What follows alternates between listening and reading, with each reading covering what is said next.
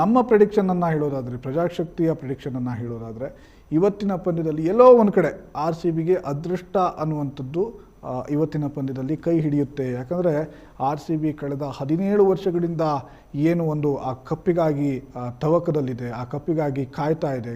ಅಭಿಮಾನಿಗಳು ಕೂಡ ಸಾಕಷ್ಟು ಕೋಟ್ಯಾಂತರ ಸಂಖ್ಯೆಯಲ್ಲಿ ಆರ್ ಸಿ ಬಿ ಕಪ್ ಗೆಲ್ಲೋದಕ್ಕೆ, ಅದನ್ನು ನೋಡೋದಕ್ಕೆ, ಕಣ್ತುಂಬಿಕೊಳ್ಳೋದಕ್ಕೆ ಕಾಯ್ತಾ ಇದ್ದಾರೆ. ಹೀಗಾಗಿ ಇವತ್ತಿನ ಪಂದ್ಯವನ್ನು ಗೆದ್ದು ಕ್ವಾಲಿಫೈಯರ್ 1 ಗೆದ್ದು, ಯಾಕಂದರೆ ನಾವು ಎಲ್ಲರೂ ಕೂಡ ಚರ್ಚೆ ಮಾಡ್ತಿರುವಂಥದ್ದು ಆರ್ ಸಿ ಬಿ ಕಪ್ ಗೆಲ್ಲೋದಕ್ಕೆ ಇನ್ನು ಕೇವಲ 2 ಹೆಜ್ಜೆ ಬಾಕಿ ಅನ್ನುವಂಥ ಚರ್ಚೆಯನ್ನು ನಾವೆಲ್ಲರೂ ಕೂಡ ಮಾಡ್ತಾ ಇದ್ದೀವಿ. ಹೀಗಾಗಿ ಇವತ್ತಿನ ಪಂದ್ಯದಲ್ಲಿ ಆರ್ ಸಿ ಬಿ ಅನಾಯಾಸವಾಗಿ ಗೆಲ್ಲುತ್ತೆ. ಯಾಕಂದರೆ R C B Punjab Kings ತಂಡದ ವಿರುದ್ಧ ಇದೇ ಅಂಗಳದಲ್ಲಿ ಗೆಲುವನ್ನು ಸಾಧಿಸಿತ್ತು. ಆರ್ ಸಿ ಬಿ ಏನಕ್ಕೆ ಪಂಜಾಬ್ ಕಿಂಗ್ಸ್ ತಂಡ ಬೆಂಗಳೂರಿಗೆ ಬಂದು ಹೊಡೆದು ಹೋದಂಥ ಸಂದರ್ಭದಲ್ಲಿ ಆ ಸೇಡನ್ನು ಮಲ್ಲನ್ಪುರ ಅಂಗಳದಲ್ಲಿ ಆರ್ ಸಿ ಬಿ ತೀರಿಸ್ಕೊಂಡಿತ್ತು. ಹೀಗಾಗಿ ಇದೇ ಒಂದು ಫಲಿತಾಂಶ ಮತ್ತೆ ಮರುಕಳಿಸುತ್ತೆ.